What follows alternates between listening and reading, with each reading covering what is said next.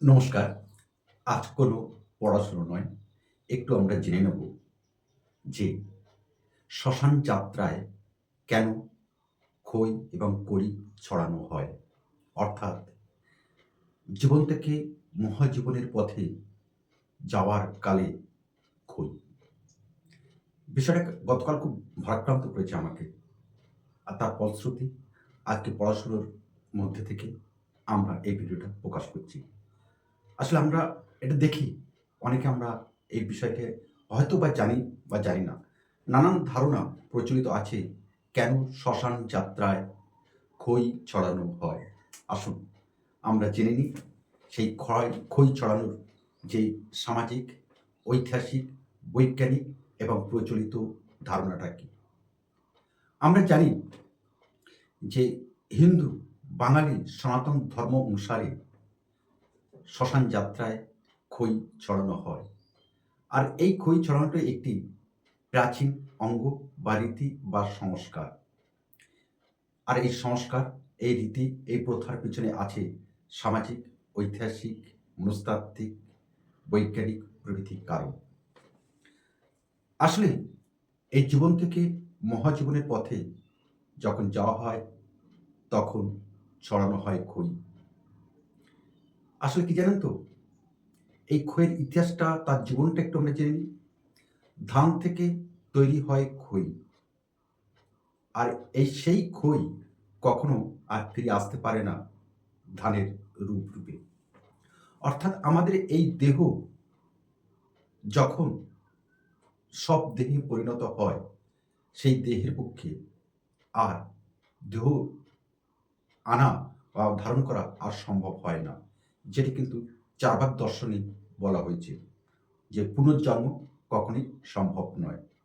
আবার আধ্যাত্মিক দর্শন যেখানে আছে, ভারতীয় দর্শন, সেখানেও কিন্তু বলা হয় যে এই দেহ ফিরে পাওয়া সম্ভব, অর্থাৎ পুনর্জন্ম সম্ভব। আমরা এই ধারণাটা রেখেছি। আমরা ১ম এই একটা প্রাচীন লোকায়ত ধারণার কথা আপনাদেরকে জানাই। সুপ্রাচীন কালে রাস্তাঘাট এত সুন্দর ছিল না। ছিল না কোনো শ্মশান ঘাট, ছিল না কোনো পাকা রাস্তা। সেই সময়কালে গ্রামের মেঠো পথ দিয়ে হরিনাম গেয়ে শবযাত্রা নিয়ে যাওয়া হতো জঙ্গলের মধ্য দিয়ে কোনো একটি স্থানে। আর সেই শব দাহ করার পর যখন ফিরে আসতো, তখন অন্ধকার কোনো সময়ে অন্ধকার ঘনিয়ে আসতো। কিন্তু আমরা যেহেতু বললাম যে যাতায়াতের ব্যবস্থা রাস্তাঘাট এত সুন্দর ছিল না, সুতরাং অনেকের ইচ্ছা থাকলেও সেই শবযাত্রায় তারা সাথী হতে পারেননি। দেরি হয়েছে। আর তারা যাতে সেই দেহটি, শবযাত্রাটি কোন পথ দিয়ে গেছে সেটি নিদর্শন হিসেবে রাখার জন্য সুপ্রাচীন কালের তথ্য, সংস্কার রীতি অনুসারে খই ছড়ানো হয়। অর্থাৎ এখানে খই পথ নির্দেশক হিসাবে কাজ করে। এটা আমাদের প্রাচীন ধারণা, প্রাচীন লোকায়ত ধারণা। তবে এই খই হলো এই জীবনে যাবতীয় ঋণ থেকে মুক্তি পাওয়ার একটি প্রতীক। আমাদের প্রচলিত ধারণা হলো মানুষ জন্ম থেকে মৃত্যু পর্যন্ত এই প্রকৃতি থেকে অসংখ্য জিনিস তারা, অর্থাৎ আমরা ভোগ করে থাকি। একেবারে কোনো জিনিস প্রকৃতি থেকে আমরা কেড়ে নিই। আর শেষ যাত্রায় যখন এই খই, শস্য, কড়ি, ফুল এসবগুলো ছড়ানো হয়, তার মধ্যে আছে ক্ষুদ্র অংশ যেটি প্রকৃতিকে ফিরিয়ে দেওয়া হয়। অর্থাৎ এটি প্রকৃতির কাছে মানুষের কৃতজ্ঞতা প্রকাশের একটা চূড়ান্ত মাধ্যম। অর্থাৎ আমরা ইংরেজিতে একটা কথা আছে, গিভ অ্যান্ড টেক। আমরা সারা জীবন ধরে এই প্রকৃতি থেকে আমরা সমস্ত জিনিস আমরা গ্রহণ করছি। আর এই দেহ যখন শবদেহে পরিণত হয়, তার ঋণস্বরূপ এই খই, শস্য, কড়ি পথে ছড়িয়ে দেওয়া হয়। অর্থাৎ কিছুটা হলেও ঋণমুক্তি হিসাবে এই ব্যবস্থাটি সুপ্রাচীন কাল থেকে প্রচলিত আছে।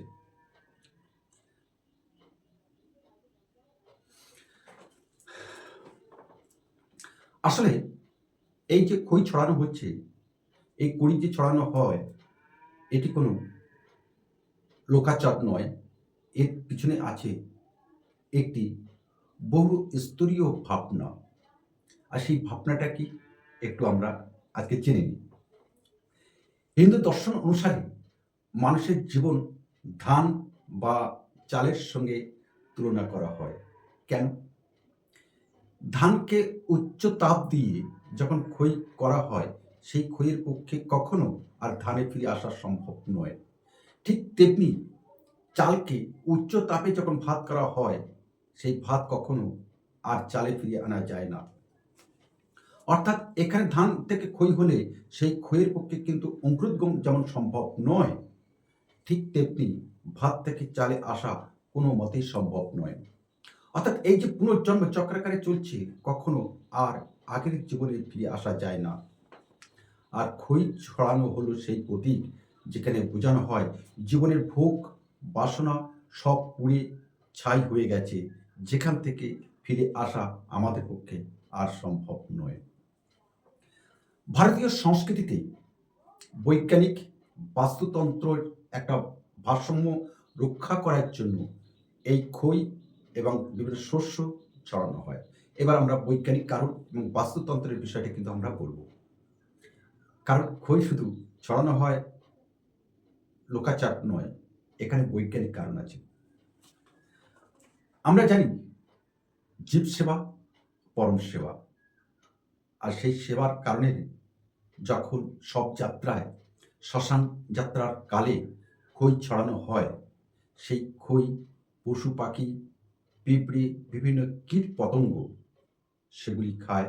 আবার এই যে খই, এই যে ফুল, এই শস্য, এগুলি যখন ছড়ানো হয়, সেগুলো কিন্তু আবার প্রকৃতির সঙ্গে মিশে যায়। অর্থাৎ প্রকৃতিকে কোনো রকমভাবে বিঘ্ন ঘটায় না এই খই ফুল এবং শস্যগুলো। অর্থাৎ প্রকৃতির ভারসাম্য কখনো নষ্ট হয় না। মনে করা হয় একজন মানুষের বিদায়কালে অন্য প্রাণীর ক্ষুধা নিবৃত্তির কারণ হয়ে দাঁড়ায়। অর্থাৎ এই যে খই যখন ছড়ানো হচ্ছে, কিছু পশু পাখি, কিছু কীট পতঙ্গ সেগুলো কিন্তু খায়। খাওয়ার ফলে তাদের কিন্তু ক্ষুধা নিবৃত্তি হয়। অর্থাৎ আমরা যেটা বলছিলাম, জীব সেবা পরম সেবা, আর মৃত্যুকালে সব যাত্রা শ্মশান যাত্রার কালে সেই খই ছড়ানোর মধ্য দিয়ে এক পুণ্য অর্জন করার উপায় হিসাবে এই খই ছড়ানো হয়। আর সামাজিক মনস্তাত্ত্বিক দিক থেকে যদি আমরা বিশ্লেষণ করি, এখানে আমরা দেখতে পাব খই ছড়ানো শ্মশান যাত্রার একটি অবিচ্ছেদ্য অন্যতম অঙ্গ, যেখানে গ্রামবাসীদের বা পথ চলতি মানুষের সংকেত বহন করে দেয় যে সমাজ থেকে একজন মানুষ বিদায় নিচ্ছেন। আর সেই বিদায়কালে ছন্দময় পরিবেশ সৃষ্টির জন্য বিদেহী আত্মার প্রতি সম্মান প্রদর্শনের জন্য এই খই ছড়ানোর রীতি সুপ্রাচীন কাল থেকে হিন্দু ধর্মানুসারে, হিন্দু সনাতন ধর্ম অনুসারে, বাঙালির সনাতন ধর্ম অনুসারে এই ছড়ানো হয়। তাছাড়াও এই যে খই ফুল শস্য, এসবই কিন্তু পচনশীল বস্তু। এরা প্রকৃতিকে বিন্দুমাত্র কিন্তু বিঘ্ন ঘটায় না, বরং বলা যেতে পারে এই প্রকৃতিকে সজীবিত এনে দেয় এই খই বা ফুল। যেখানে এই শেষ যাত্রার খই বা শস্য ছড়ানোর মধ্যে দিয়ে তার ক্ষুদ্র অংশ ফিরিয়ে দেওয়া হয়, এটি প্রকৃতির কাছে মানুষের কৃতজ্ঞতা প্রকাশের একটি অন্যতম চূড়ান্ত মাধ্যম।